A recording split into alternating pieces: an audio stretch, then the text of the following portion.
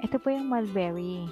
So, ito pong aking post ay mulberry planting from cuttings na nabili ko po sa Lazada. So, sana po subaybayan niyo po ako hanggang sa makita natin kung mabubuhay po ba ang mulberry. Salamat! Ayan, so ito po yung cuttings. Ganito ko po siya nabili sa Lazada. So, yung iba po meron ng mga parang meron ng mga nakausli na mga nagiging dahon, pero yung iba naman po ay wala. Yan, so ang una kong ginawa, inilagay ko siya sa plastic ng mga halaman. Nilagyan ko ng lupa, and then ipinuso ko yung mga cuttings doon. Binasa ko yung lupa, and then hindi ko siya dinirect sa sunlight. Nilagay ko siya sa may lilim at tinakpan ko po siya ng plastic.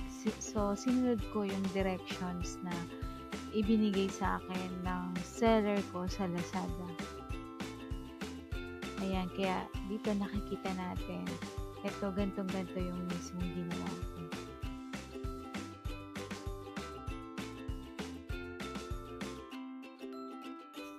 So, ayan, yan po yung part 1 ng aking mulberry planting from cuttings.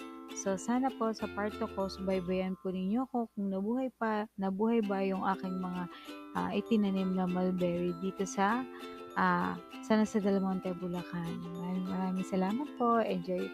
Sana nag-enjoy kayo sa panonood. Salamat.